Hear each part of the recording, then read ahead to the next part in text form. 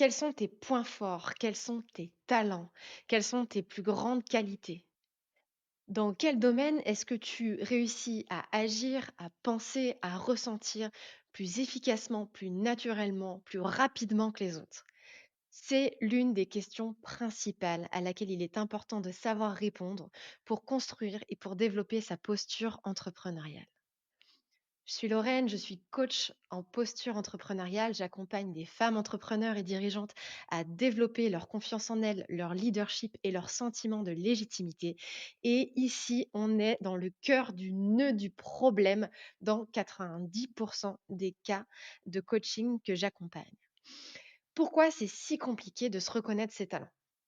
Déjà parce que en France, et peut-être aussi dans d'autres pays, mais en tout cas particulièrement chez nous, on a, cette tendance à ne pas aller vers le «je me la pète» et parler de talent, qualité, points forts, mieux que les autres et cetera. Tout de suite, on a l'impression qu'on est en train de se la raconter. Alors, je suis déjà obligée de poser un cadre en coaching qui est celui que la modestie est totalement en option. Tu fais quelque chose de bien, dis-le moi, mais vas-y à fond. Tu déchires, dis-moi que tu déchires. Tu cartonnes, dis-moi que tu cartonnes. Comme ça, quand tu vas me dire qu'effectivement, là-dedans, il y a peut-être des manques, on sera aligné avec le fait que: «Ah OK, ça, c'est peut-être une faiblesse». On n'est pas en train de rentrer dans ce jeu-là, de ne pas se reconnaître, ce qu'on sait être pourtant bien présent et bien installé chez nous. L'autre point qui fait que la plupart des personnes n'arrivent pas à répondre à ces questions, en tout cas en début d'accompagnement, c'est tout simplement qu'elles n'ont pas la réponse. La réponse à ces questions est tellement inscrite dans nos façons de faire qu'elles ne sont pas visibles et c'est là que c'est délicat. C'est-à-dire que ce dans quoi tu es le meilleur, ce dans quoi tu es la plus affirmée, la plus efficace, la plus tout ce que tu veux, c'est tellement naturel chez toi que tu ne le vois pas. En tout cas, tu ne le verras pas si tu n'essayes pas de trouver la réponse à cette question. Voilà pourquoi en coaching, j'utilise un outil qui s'appelle le Clifton Strengths, qui est un test finalement, qui permet de faire émerger ces talents-là.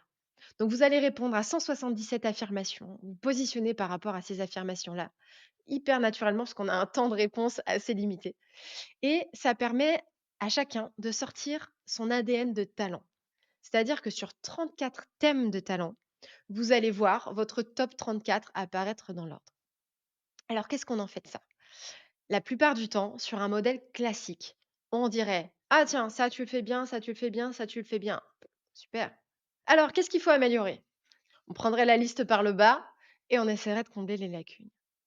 Ça, c'est un petit peu la façon dont on fonctionne beaucoup, que ce soit dans notre système scolaire, que ce soit dans notre modèle de pensée aujourd'hui. Comment combler les lacunes pour s'améliorer? On stabilise ce qui est bien et on travaille tout ce qui est amélioré pour pouvoir rehausser le niveau.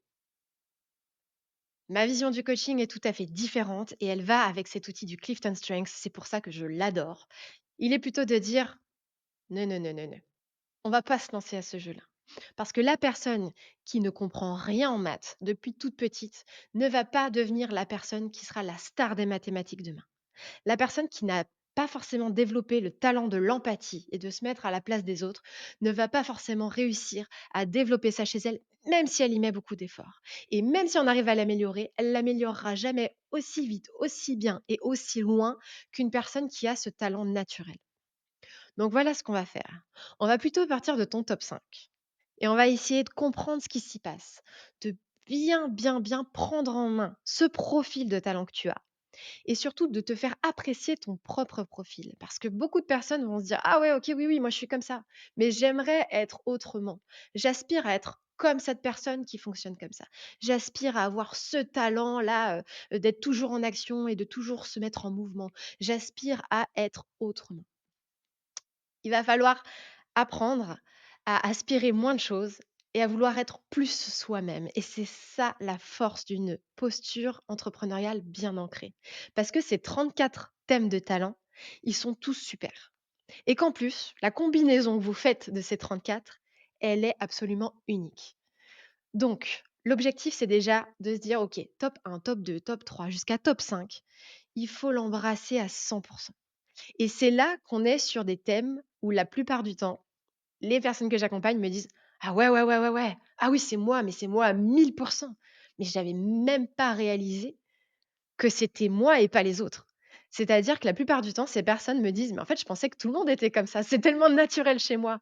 Je trouve même ça anormal que tout le monde ne pense pas comme ça, tout le monde n'agisse pas comme ça ou tout le monde ne ressente pas comme ça». Donc il y a déjà le fait de comprendre qu'on est unique rien qu'avec son top 5. Avec toutes les combinaisons possibles de top 5 pardon, il y a une chance sur 33 millions que vous trouviez quelqu'un qui a la même combinaison que vous. Donc vous êtes déjà unique avec ce top. Et ensuite, on va aller plus loin. On va aller jusqu'au top 10. Et puis on va regarder un petit peu ce qui se passe dans le ventre mou là, parce qu'on peut aller on peut aller le mobiliser de temps en temps. Et enfin, on va peut-être passer 10% du temps à regarder la fin de cette liste. Du 34 au 30, du 34 au 29. Qu'est-ce que je n'ai pas naturellement? Qu'est-ce qui n'est pas moi? Et c'est une info utile, pas pour travailler, pas pour y mettre toute son énergie pour développer ça. Non. Vous allez mettre 1 heure à développer un talent que vous n'avez pas ou 1 heure à maximiser un talent que vous avez. Le résultat sera tout à fait différent. Vous allez perdre votre temps. Donc, autant passer tout son temps à maximiser ses talents et à être à 100% dans sa zone de génie. Et le reste du temps, on va juste aller mettre un petit coup de loupe sur ses potentielles faiblesses et on va se dire, par rapport à mes objectifs, par rapport à ce que je veux pour moi, qu'est-ce qui peut faire barrage? Quels sont les obstacles? Ah, mince, ok, j'ai pas la discipline. Bon, j'ai pas la discipline, c'est dommage. C'est mon cas. C'est dommage parce que je suis entrepreneur, j'ai besoin d'être régulière, j'ai besoin d'être disciplinée, j'ai besoin d'avoir une routine, j'ai besoin de tout ça. Comment je développe ça? Je vais essayer de trouver au sein de mes talents comment combler mes manques. Quelle stratégie adopter pour obtenir le même résultat ou en tout cas faire en sorte que ces faiblesses ne soient pas des obstacles à ma réussite. C'est absolument comme ça que j'utilise le Clifton Strengths avec mes clientes et c'est fabuleux.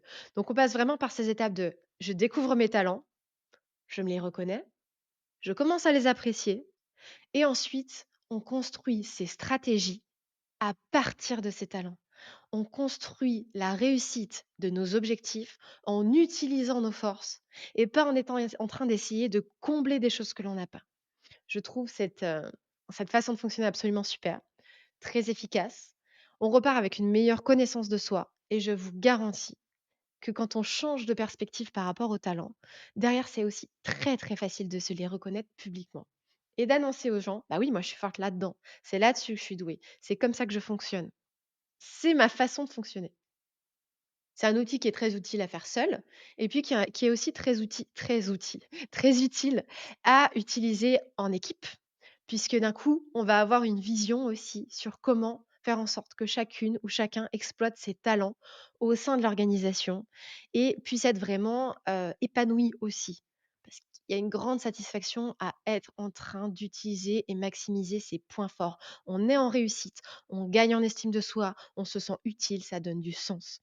Et donc, c'est aussi intéressant quand vous êtes 2 que vous soyez 2 associés ou une équipe de 10 ou une entreprise, de plusieurs dizaines, voire centaines de personnes, d'avoir la vision sur qui est bon dans quoi et d'arrêter de s'attarder sur ses faiblesses. Voilà ce avec quoi je voulais vous laisser aujourd'hui. Je vous remercie d'avoir écouté cette vidéo et je vous dis à la semaine prochaine pour un nouveau contenu.